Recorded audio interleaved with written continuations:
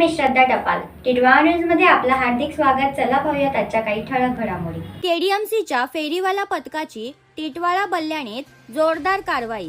18 लोखंडी जाळ्यांसह 27 हातगाड्या तोडल्या. कल्याण डोंबिवली महापालिकेच्या अप्रभाग क्षेत्राकडून गेल्या 8 दिवसांपासून फेरीवाल्यांवर मोठ्या प्रमाणात कारवाई सुरू असून सोमवारी टिटवाळा व बल्ल्याणी परिसरात मोठी कारवाई केली आहे.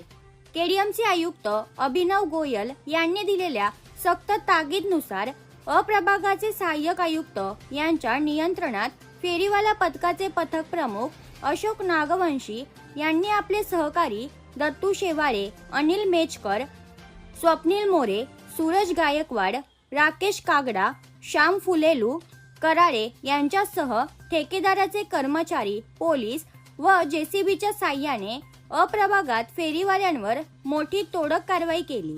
सोमवारी देखील बनेली परिसरात 18 चिकनच्या लोखंडी जाळ्या आणि 27 हातगाड्या जेसीबीच्या साह्याने तोडण्यात आल्या. त्यामुळे दररोज सुरू असलेल्या या तोडक कारवाईमुळे फेरीवाल्यांना पळती भुई थोडी झालेली आहे. अशीच कारवाई यापुढेही सुरूच राहणार असल्याचे सहाय्यक आयुक्त जयवंत चौधरी यांनी सांगितले. तर या होत्या आजच्या काही ठळक घडामोडी. उद्या पुन्हा भेटू याच ठिकाणी.